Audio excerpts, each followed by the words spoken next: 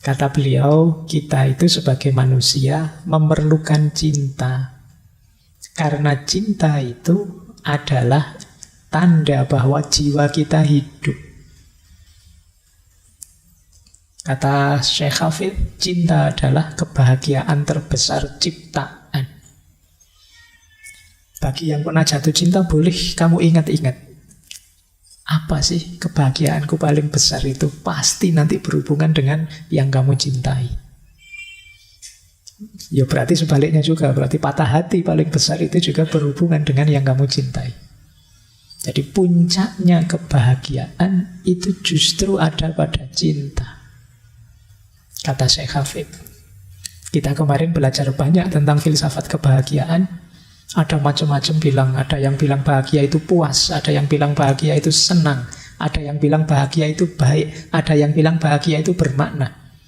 Tapi kata Syekh Hafid, bahagia itu cinta. Karena saat kita beneran jatuh cinta dan mencintai, puas pasti datang, senang pasti datang. Jadi orang baik kita pasti. Dan pasti kita berorientasi, berkorban, berguna pada yang kita cintai, hidup yang bermakna. Maka kalau ingin bahagia, mencintailah. Nah, itu rumusnya itu ya.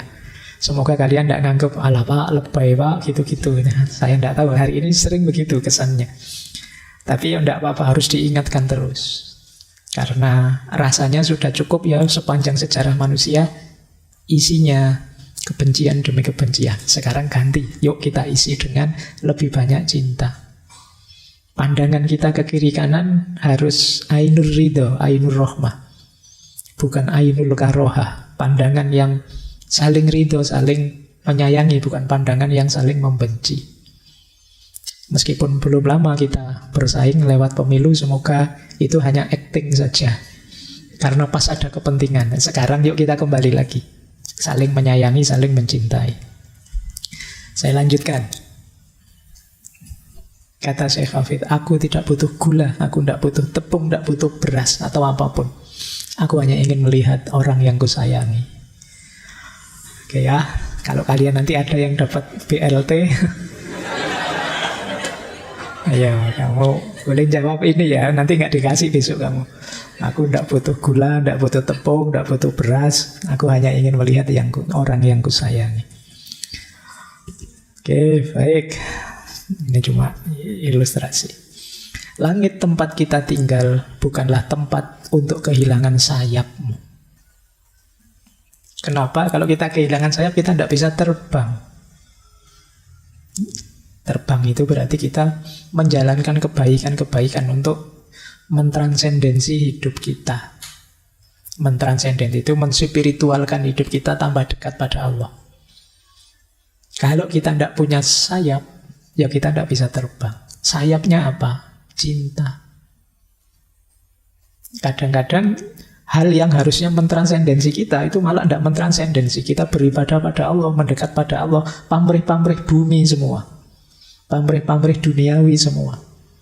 Akhirnya kita tidak naik sama sekali. Kita tidak dekat sama sekali dengan Allah. Allah hanya jadi ATM kita. Kalau kita butuh, minta. Selain itu tidak dipedulikan. Maka kita tidak naik kelas. Kita tidak transenden. Kata Syekh Hafid, jalannya apa? Cinta. Cinta dan cinta. Berarti kita memang harus punya kompetensi di sini. Kalau tidak, kita tidak bisa terbang.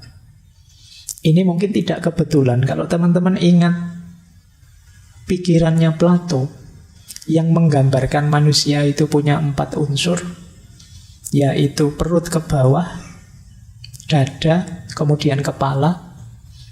Kepala melambangkan akal, dada melambangkan ambisi, perut ke bawah melambangkan kebutuhan-kebutuhan dasar. Ada satu lagi yang membuat kita terbang, sayap atau eros atau cinta. Nah, nanti boleh cek lagi dulu, kita membahas filsafat kebahagiaannya Plato, atau ada di buku yang kemarin terbit itu penjelasan tentang eros cinta yang simbolnya adalah sayap, membuat kita bisa terbang. Nah, itu ternyata nyambung juga dengan alegori isyarat dari Syekh Hafid. Baik, ini pembukaan pada cinta ya. Kalau masuk ke syair-syairnya Syekh Hafid, ada banyak sekali syair-syair beliau, tema-temanya itu. Malam hari ini kita hanya membahas tentang cintanya saja. Tapi sebenarnya ada banyak. Selain cinta, ada spiritualitas, tentu saja. Banyak juga syair-syair beliau yang isinya kritik terhadap kemunafikan. Manusia yang tenggelam oleh buruknya dunia. Kemudian ada tentang nasib dan takdir, bagaimana manusia itu sering memberontak terhadap sunatullah hidupnya, melupakan hakikat dirinya.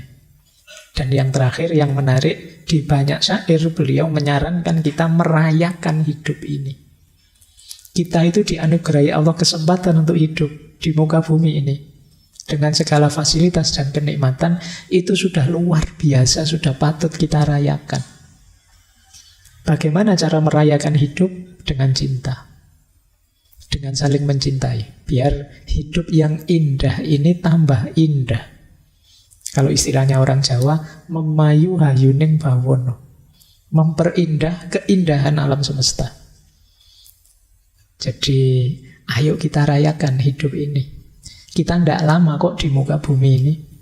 40 tahun kita mungkin baru ngerti macam-macam dalam hidup ini. Sebelumnya mungkin setengah-setengah. Itu pun terus kita ketemu banyak masalah. Kita melalui krisis demi krisis, sehingga tidak pernah bersyukur pada akhirnya. Waktu kecil misalnya, sejak kita SMP, SMA, kita mengalami krisis ABG. Anak baru bisa gede, baru bisa mikir. Ingin eksis, ingin bebas, tidak mau dikekang, suka itu. Tapi di sekelilingnya penuh kekangan, jadi dia gelisah, dia stres. Nanti zaman mahasiswa stres lagi. Nanti kerja apa ya saya, jodohku di mana ya, masa depanku cerah enggak ya, kamu stres zaman mahasiswa. Nanti selesai dapat kerja, kamu mulai dewasa, menikah, stres lagi. Stresnya biasanya kalau sudah mulai mapan itu, seandainya, seandainya kemarin saya begitu, kemarin saya begitu, itu kamu menyesal. Nanti kamu tua, stres lagi. Begitu kamu uzur, sudah tua, kamu merasa tidak berguna. Ya memang saya sudah tua, tidak bisa apa-apa, kamu stres. Temanmu satu-satu meninggal, kamu stres. Ini mesti saya sebentar lagi. Terus kamu punya sakit macam-macam. Lu kapan syukurmu? Ayolah, sejak sekarang kita rayakan hidup, kita syukuri hidup ini. Dan itu nanti banyak kita temukan di syair-syairnya Syekh Hafid ini.